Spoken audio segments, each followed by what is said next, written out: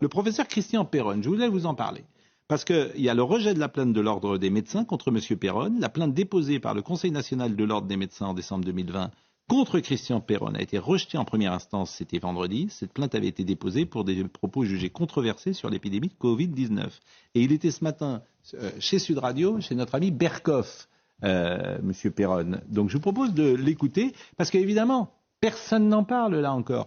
Quand tu es accusé et que tu n'es pas dans la bonne ligne, tout le monde en parle, mais quand ce matin il est lavé de tout soupçon, depuis vendredi, alors là personne n'en parle. Ils ont fait appel, le Conseil national a fait appel de cette décision. Lui, il a vécu la mort sociale, vraiment. Bien sûr, vraiment. bien sûr. Bien sûr. Il est encore en poste. Oui, il est pas mais il est infectiologue. Mais c'est comme le professeur Raoult, qui a d'ailleurs demain à l'Élysée, vous aurez Delfrécy qui aura la Légion d'honneur, vous aurez tous les membres du Conseil. Bon, voilà. Et il y a les bons et puis les mauvais. Voilà. Qu'est-ce que vous voulez que je vous dise? Il doit l'avoir déjà la Légion d'honneur, Raoult. Monsieur, je suis pas sûr. Écoutez le professeur Perron avec André Berkoff.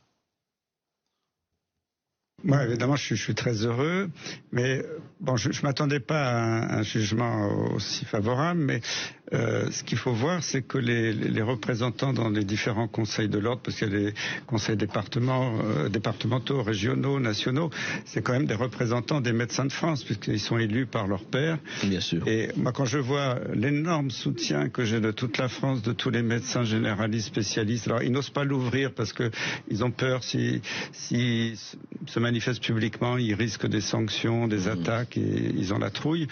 Mais je me disais, c'est pas possible. Il y a la majorité de la communauté médicale française qui me soutient.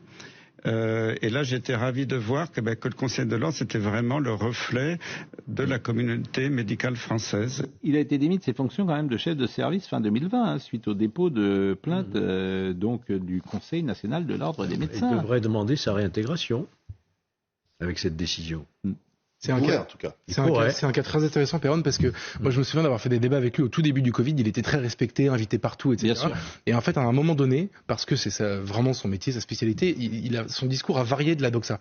Et en fait, ça prouve, je sais pas qui a raison, qui a tort, moi je suis pas du tout spécialiste de ça, mais ça prouve que sur ce sujet du Covid, pendant le confinement et pendant les mois qui ont suivi, il y a eu vraiment une doxa, un peu comme dans les dictatures, il fallait pas en dévier. Et si vous disiez, il y a eu des trucs, moi c'est surtout sur le plan médiatique que ça m'a frappé. On avait fait un entretien avec Valeurs Actuelles sur notre chaîne YouTube de Christian Perron qui a été censuré par YouTube, et notre chaîne a été interdite pendant une semaine parce que dans les conditions générales d'utilisation de YouTube, vous ne pouviez pas dire, et c'est ce qu'il avait dit, que le vaccin n'empêche pas forcément la transmission, ce qui aujourd'hui est une vérité absolue. Sur ce cas-là, c'était l'URSS. Mais expliquez ça à M. Béguet qui se sera trompé de A à Z sur on va pas se rengoler sur le... Honnêtement, moi il a raison. On ne pouvait pas dire autre chose que la vérité. Et je veux dire, le vaccin n'empêche pas la transmission. Vous êtes quand même d'accord là-dessus, j'espère. Pardon, Jérôme, je voulais... Non mais Jérôme, en fait, personne ne veut jamais reconnaître ses erreurs. Vous êtes quand même d'accord là-dessus, cher Jérôme. Ça amoindrit la gravité du mal que... Non, on parle de la transmission, là. N'évitez pas le débat. Mais je n'évite pas le débat. Non, ça n'empêche pas la transmission, ça amoindrit le... Et pourquoi on nous a demandé de nous faire vacciner? C'était bien pour empêcher tout ça à l'hôpital. Mais non. Mais non. Mais non. J'avais dit j'en parlais pas. Mais non. Mais c'est fini. C'est fini. Mais pardonnez-moi, mais ce que vous dites, c'est incroyable de dire ça. Non. Mais si. On nous a vaccinés tous pour ne pas transmettre la maladie. Pas tous, Pascal. Je suis désolé de vous le dire. Les gosses de 18 ans, ils finissent pas à l'ôpital. Et la vaccination contre les formes graves. Je suis désolé. Non. Contre les formes graves. Et la vaccination contre les formes graves. Mais ça, c'était pour les personnes à ce moment-là qui terminaient à l'hôpital. Mais il n'y a pas de gosses de 10 ans. Aujourd'hui qu'il fallait insister là-dessus. De 0 à 30 ans, il n'y a pas de mort. Donc on nous a vaccinés en disant c'est la transmission. Je suis désolé de vous le dire. Ayez l'honnêteté intellectuelle de le reconnaître quand même. Et tu t'aperçois que ce vaccin n'empêche pas la transmission. Je pense qu'à la fin des fins, il valait mieux être vacciné que ne pas l'être. Ça c'est vraiment... En fait, tes arguments, tu peux parler pendant des heures. Olivier Benkemoun nous a lancé. Je voulais pas du tout relancer ce débat, mais il a subi le sort des dissidents soviétiques. Mais bien sûr. Donc on l'a mis sur un bûcher. On l'a mis sur un bûcher, comme au temps de la sorcellerie. Voilà.